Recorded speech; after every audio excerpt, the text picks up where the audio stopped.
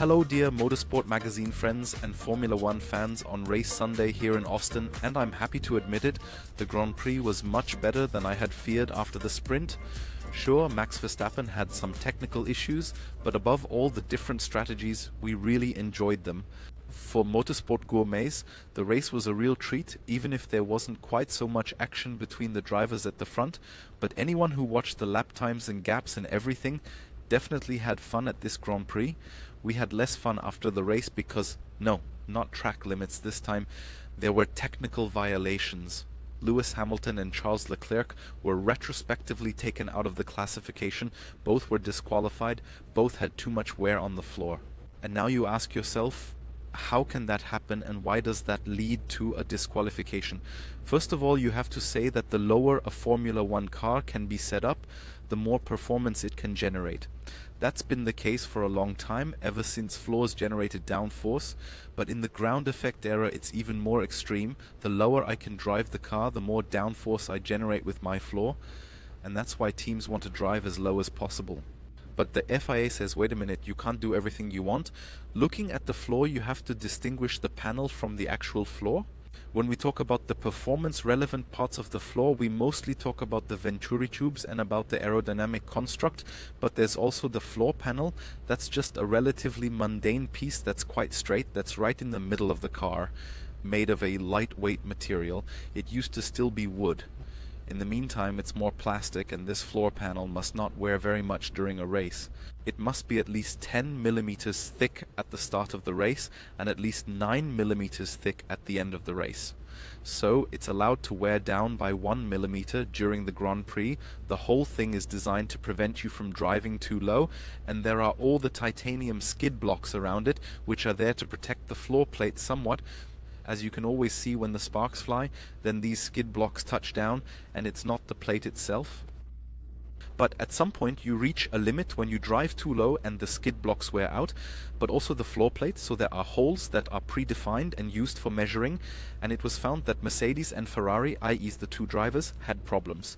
In the case of both, it was at the rear hole, where the value was undercut, and it's very interesting that it was only the case for one driver in each team. In the case of Leclerc and Hamilton, both are known to like driving a bit lower on the rear axle than their teammates, so it's hardly surprising. Why has this happened now for the first time in the ground effect era, in the new one that is? We have sprint weekends, and we only have one practice session, then it's off to Parc Fermé, and to determine the wear on the floor plate, you need many factors. You have to try out, for example, how is it with DRS, how is it without DRS, then you're driving a different aerodynamic load, how is it with a lot of fuel, how is it with little fuel, you have extremely little time for that. We've already seen that at Alpine in Baku, for example, where they also had problems in free practice, miscalculated, and had to break Parc Fermé because they knew they wouldn't get through otherwise with the floor panel. Then there was the added complication that the circuit of the Americas is extremely uneven. The bumps were much more pronounced than initially assumed, which meant that the floors of Leclerc and Hamilton were too worn. What's the advantage? I just mentioned it. Significantly more performance, much more downforce. That's the number one performance driver for modern Formula One cars. Red Bull, for example, told me afterwards that they had been very conservative with the floor panel, possibly too conservative, and that could also be one of the reasons why it was so tight for Red Bull here. Aston Martin, for example, broke Parc Fermé because they wanted to try out a different specification. They wanted to compare the update and the old specification, but they also said that they learned so much in the sprint about the wear on the floor plate that they were now able to be much more aggressive in their approach by breaking the Parc Fermé rules and really gain performance as a result. So it's an important topic. It also brings performance, which is why it's also quite correct. Disqualification for technical violations is always the case, which is why it was dealt with relatively quickly. But you almost have to say we can be glad that Lewis Hamilton didn't win the race, because then the whole thing would have been even more dramatic if the winner had been disqualified. He actually had the chance. He was able to put Max Verstappen under considerable pressure, which also had to do with the fact that Verstappen had brake problems. They had a bit of a problem throughout the race weekend, then they changed the pads, the brake pads, and then Max Verstappen couldn't cope with that at all in the Grand Prix. You heard a lot of radio messages that his race engineer Giampiero Lambiase should please not talk in the braking phase. I don't think Max Verstappen would have been quite so sensitive if he would have had a better feeling on the brakes. He didn't. He lost quite a bit of time there. They didn't want to say so how much that actually made up, but Verstappen was at times just as fast or slow, depending on how you want, as teammate Sergio Perez. Normally there's already more between the two. In the end, there were only 2 seconds between Verstappen and Hamilton, and Mercedes screwed up the strategy. Lewis Hamilton was out much longer in the first stint than Max Verstappen. He was still ahead of Verstappen in the first stint, 5 seconds ahead of him, and then they missed. The first pit stop came in 4 laps later, and then they were 7 seconds behind Verstappen, so they lost 12 seconds. Why? They didn't think they had much of a chance against Verstappen. They saw the season so far and thought, well, we probably can't hold him anyway, so they wanted to go for one stop, and that's when they recognized the chance that they could actually beat Verstappen with 1 stop versus 2 stops. However, it turned out that when they stayed out longer, the tires really went down, and then they were kind of in no man's land. For 2 stops, it was the wrong time to stop. For 1 stop, it wouldn't have worked out properly, and therefore it was the wrong strategy for Mercedes, which was of course a bitter outcome, because Lewis Hamilton could have won the race without the disqualification. But he was disqualified, and there was possibly the performance advantage due to the lower car.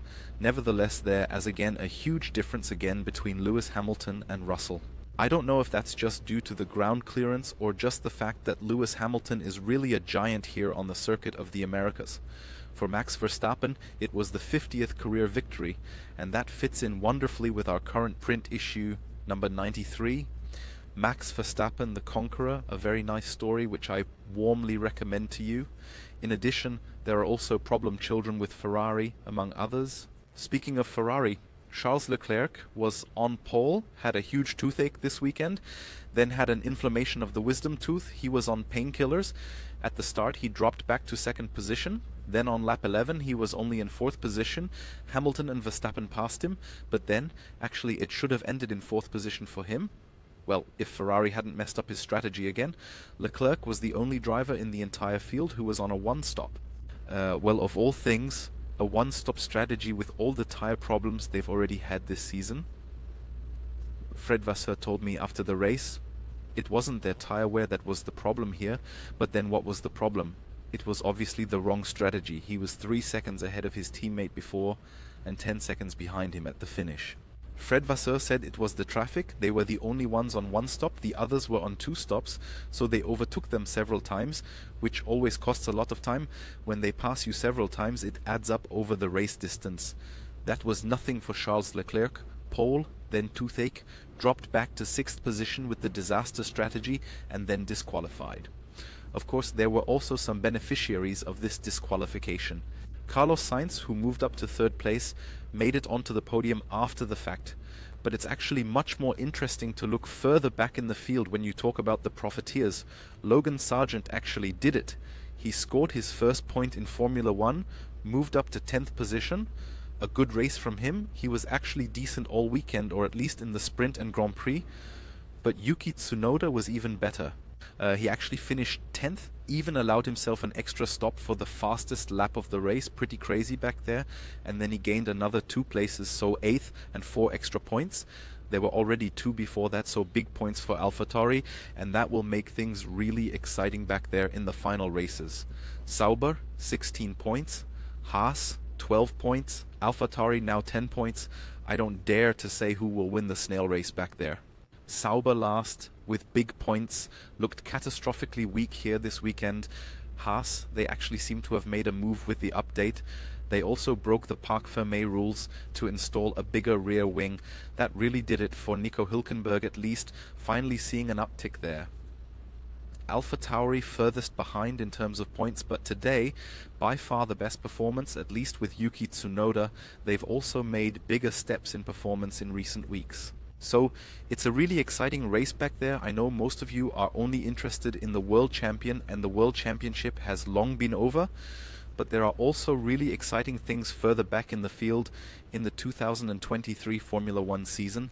The next battle will take place next week, and now we're off to Mexico, which is always a very special race, and we're definitely looking forward to seeing what Sergio Perez can pull off again.